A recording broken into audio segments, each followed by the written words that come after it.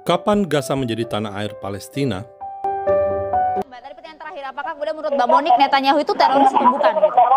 Gini, ketika Israel diserang oleh teroris pada 7 Oktober 2023, kira-kira usulan Mas Hussein apa? Apa yang harus dilakukan oleh seorang presiden ketika warga negaranya 1.200 orang dibunuh, 253 tawanan dibawa ke Gaza? Warga Gaza, Mbak, hampir 46.000 di sana, sebagian besar anak-anak dan juga wanita. Sudah beberapa kali saya nyatakan di TV One, mulai dari dua sisi sampai ke catatan demokrasi. Jika pada tanggal 8 Oktober 2023 Hamas melepaskan Sandra, maka tidak akan terjadi perang. Narasi Kan ini yang sudah diulang diminta berkali-kali. adalah Sandra, bebasin dong Sandranya. Nggak mau sampai hari ini pun pertukaran tawanan dicicil. Bayangin, hari ke-7 baru nanti dikasih 4 orang. Hari ke-14 dikasih 3 orang. Hari ke-28 3 orang sampai 42 hari. Come on, kita di masa modern. Masa sih kita nggak adil sesama manusia? Orang Yahudi, bangsa Israel itu manusia juga. Oke. Sekalipun kesepakatan itu sudah akan diawasi oleh Mesir, Qatar, dan juga PBB, kita boleh ke Prof. Hikmahanto. Bagaimana Prof. Hikmahanto melihat 2 juta warga Gaza, wacananya akan direlokasi ke Indonesia, apakah sudah tepat ditampung atau tidak, Prof? Jadi gini, pertama kita harus kembali flashback ke 7 Oktober 2023 ya. 7 Oktober 2023 memang Hamas ketika itu melakukan serangan mendadak. Dan kemudian setelah itu ada serangan balasan dari Israel. Nah, saya juga sudah banyak menyampaikan. Serangan balasan dari Perdana Menteri Netanyahu ke Hamas. Apa titik yang membuat dia menang? Menang itu karena 3 hal. Pertama, Sandra harus dikembalikan. Kedua, para pejuang teroris, petingginya sampai pendukungnya, bahkan calon pejuang Hamas, anak-anak, bahkan wanita-wanita yang akan melahirkan pejuang-pejuang Hamas harus habis. Dan ketiga, Gaza harus bisa dikuasai oleh Israel. Sehingga ke depannya tidak akan pernah ada lagi serangan dari Gaza ke Israel. Ini dikonfirmasi ketika Joe Biden diwawancara. Karena Joe Biden mengatakan, saya bicara dengan Bibi. Apa yang dia lakukan salah. Tapi apa kata Bibi? Hey, Amerika, kamu lakukan hal yang sama ketika kamu menerima serangan mendadak dari Jepang. Apa yang kamu lakukan? Civilians, kamu bom atom. Kamu kuasai Jepang. Kamu kendalikan Jepang. Itu yang saya lakukan. Tapi Joe Biden mengatakan, that's before the United Nations was formed. Sebelum ada PBB. Sekarang sudah. Jadi, saudara-saudara sekalian, kita harus paham bahwa Perdana Menteri Netanyahu, kalau bicara menang adalah 3 hal itu. Lalu kemudian, sekarang ada 2 juta yang mau direalokasi ke Indonesia. Pertanyaannya, apakah memang atas kehendaknya? Atau realokasi ini paksaan tapi tidak dengan menggunakan senjata. Dengan menggunakan alibi bahwa Gaza akan direkonstruksi. Kalau misalnya dengan alibi pemanis bahwa mau direkonstruksi, kemudian dipinggirkan dulu ke Indonesia, katakanlah begitu. Apa jaminannya bahwa mereka bisa kembali ke Gaza? Karena apa? Tadi yang saya katakan, Israel hendak menguasai Gaza, sehingga Gaza tidak akan lagi menjadi momok serangan-serangan mendadak ke Israel. Ya. Nah, Bapak, Ibu, saudara-saudara sekalian bayangkan. 50.000, hampir 50.000, 46.000, 50.000. Dilakukan serangan yang menurut masyarakat internasional bahkan negara-negara yang pemimpinnya tidak setuju bahwa ini adalah dugaan genosida, tapi masyarakat masyarakat yang ada di negara tersebut mengatakan bahwa ini dugaan genosida. Itu kan merupakan kritikan. 50.000 dihabisi, mungkin suatu hari nanti semua akan dihabisi di Israel itu, di Gaza itu. Sekarang dengan wajah kemanusiaan, ini kan manusiawi, datang dengan menawarkan bahwa sudah demi kemanusiaan silahkan 2 juta keluar. Tidak ada serangan, tidak perlu senjata untuk membasmi mereka, tidak perlu dapat kritikan dari dunia internasional. Tetapi direlakan untuk pindah. Sekarang kita bercerminlah kepada kita Indonesia. Lagu kebangsaan kita Indonesia Raya pertama kali disebut tanah airku. Tanah airku.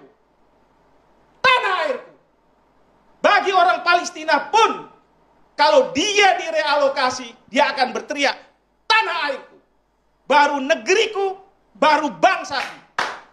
Kedua, kalau kita refleksikan ke Indonesia, yang kita perjuangkan untuk rakyat Palestina adalah apa? Bukan masalah solidaritas keislaman.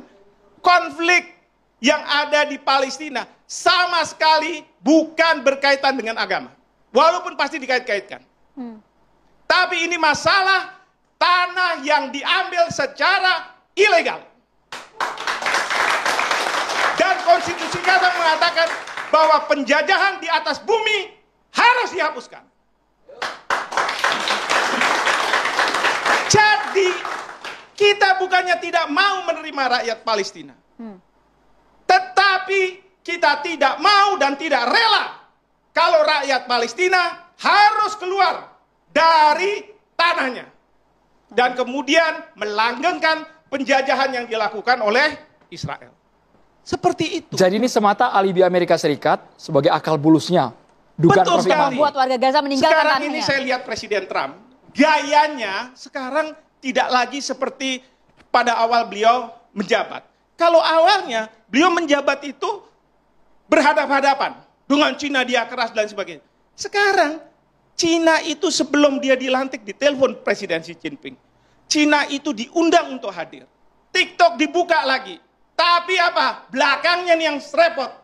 Dia bilang TikTok saya buka, tapi saya minta 50% harus ke negara. Ini namanya ngerampok kalau 50%. Pasti Cina nggak mau. Jadi kita harus paham, kita harus tahu. Presiden Trump itu adalah presiden yang selalu mengatakan make America great again sama America first. Yang kedua, Presiden Trump akan mati-matian akan berada di belakang Israel. Tidak seperti Joe Biden. Jadi bukan atas dasar kemanusiaan itu tadi ya? Bukan atas dasar kemanusiaan. Mbak Monik. Ya mungkin saya bisa koreksi sedikit data Profesor Hikmahanto yang terhormat. 50.000 korban, perlu Bapak Ibu ketahui Israel selalu memerintahkan evakuasi ketika akan melakukan penyerangan. Karena itulah orang-orang di Gaza, Hamas tahu bahwa di lokasi A akan diserang, makanya mereka kasih booby trap. Dari data yang diklaim oleh Departemen Kementerian Kesehatan Gaza, yang notabene Gaza itu adalah pemdanya adalah Hamas, jangan lupa, dan Hamas adalah kelompok teroris yang diakui sebagai kelompok teroris oleh Arab Saudi, oleh Amerika. Poinnya, Mbak? Nah, mereka poinnya adalah data dari Hamas, apakah valid? Nah, dari 46.000 data yang diklaim oleh Kementerian Kesehatan Hamas, 20 ribuan itu adalah Hamas, anggota Hamas atau militan Hamas. Nah, jadi kalau misalnya dibilang tanah air orang Gaza adalah Gaza, maaf, ini keliru juga. Karena pada tahun 1948, dari 1948 sampai 1967 Gaza dikuasai oleh Mesir, bukan oleh Israel. Gaza dikuasai oleh Mesir. Baru terjadi perang 6 hari 1967. Dalam waktu 6 hari Israel merebut Gaza dari Mesir. Israel merebut Gurun Sinai dari Mesir. Jadi pertanyaan saya, jika memang tanah air orang Gaza adalah Gaza, itu dimulai sejak tahun berapa? Oke, Prof. Jadi begini, satu fakta kalau saya nih sebagai orang hukum bisa dilihat dari dua perspektif yang berbeda. Satu fakta, maka kita punya ini forum catatan demokrasi. Karena kalau bicara demokrasi, memang satu fakta, narasinya bisa dua hal yang berbeda. Bagi rakyat Palestina mengatakan bahwa kami diserang dan masyarakat dunia, Afrika Selatan yang nggak ada kaitannya dengan Islam, mengajukan ke Mahkamah Internasional untuk mengatakan bahwa Israel telah melanggar konvensi genosida. Lalu kemudian Mahkamah Kejahatan Internasional mengeluarkan surat penangkapan. Memang tidak hanya petinggi Israel, petinggi Palestina juga. Tapi kaitannya dengan apa? Kejahatan internasional. Pelanggaran HAM berat. Nah, satu fakta bisa dilihat dari dua perspektif yang berbeda. Satu fakta bisa dilihat dari tanggal yang berbeda. Tarikannya mau kemana ini kita cerita. Ya. Tapi kalau misalnya saya ditanya, kan kita bicara soal yang 2 juta warga Gaza yang mau direalokasi. Lalu saya mendengar wawancara daripada Presiden Joe Biden terkait dengan apa yang disampaikan oleh Perdana Menteri Israel. Dia ingin mengulang Amerika, apa yang dilakukan oleh Amerika Serikat. Pertanyaan saya, apakah seluruh rakyat Israel setuju dengan Bibi, Perdana Menterinya? Tidak. Ada dari mereka yang mereka juga tidak bisa melihat. Cara-cara Perdana Menteri Netanyahu melakukan serangan membabi buta termasuk pada rakyat-rakyat Palestina. Apa saya setuju dengan apa yang dilakukan Hamas? Saya boleh katakan mungkin saya tidak setuju. Tapi yang saya harus bela adalah rakyat Palestina. Kita di sini bukan membela Hamas. Kita di sini membela rakyat Palestina. Yang dia juga punya cinta terhadap tanah airnya. Dia ingin dia bisa merdeka di tanahnya. Sama seperti bangsa kita. Kita ingin menjadi bangsa yang merdeka. Seperti itu. Oke, apakah kemudian rakyat Gaza juga kemudian sepakat dengan wacana ini? Kita nanti tanyakan usai jeda saat lagi. Kami tidak ingin ini diletakkan pada histori yang mungkin puluhan atau ratusan tahun silam. Kita di depan mata saja, dalam 15 bulan ke belakang saja, bombardir yang dilakukan oleh Israel ke Gaza, Palestina, yang dilakukan oleh tentara IDF. Mbak Moni, tadi ada pertanyaan yang mungkin belum terjawab ke Prof. Hikmahanto. Mbak Moni. Ya, tadi kan Pak Profesor bilang tentang tanah air Gaza. Nah, mungkin ini untuk mengedukasi saya juga, versi dari Pak Profesor Hikmahanto, Gaza itu tahun 48 sampai 67 setahu saya secara sejarah itu dikuasai sama Mesir. Nah, rujukan Pak Profesor itu Gaza sebagai tanah air orang Palestina itu sejak tahun berapa? Langsung Prof. Hikmahanto. Baik, terima kasih. Jadi kalau misalnya 48 itu ketika Israel terfasilitasi untuk membangun negaranya, kan begitu. Nah, pertanyaannya adalah sebelum itu, katakanlah ya, setelah Perang Dunia Kedua, bahkan sebelum Perang Dunia Kedua, itu sebenarnya ada di mana sih? Dan rakyat Palestina kan juga merasa bahwa saya ini punya tanah loh, yang diambil oleh Israel, kan begitu. Kemudian difasilitasi Balfour dan kemudian ada deklarasinya, mereka masuk membangun yang kemudian dianggap sebagai Zionis begitu.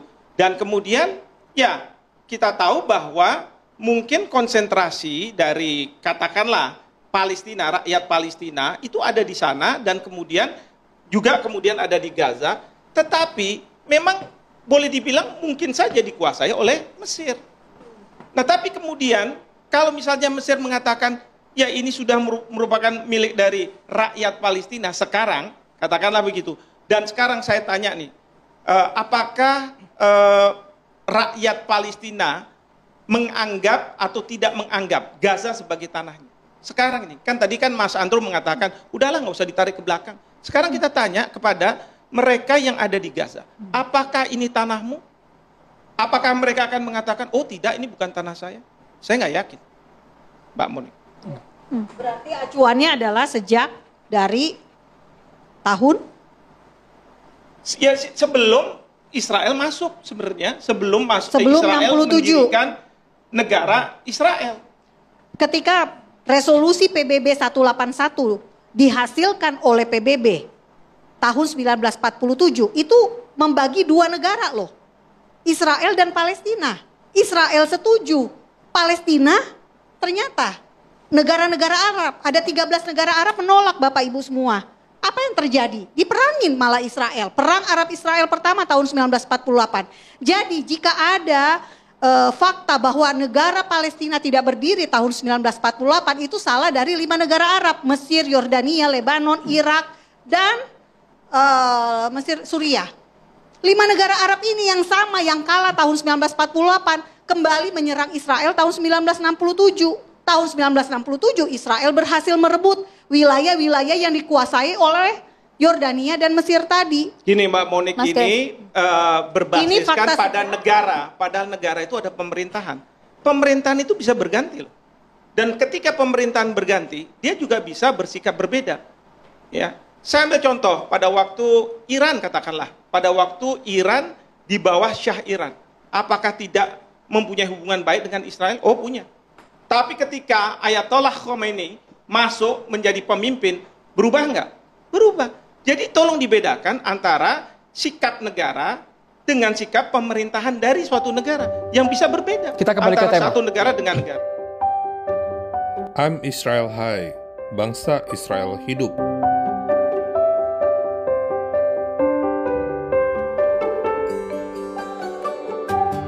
Salam damai dari Fakta Israel.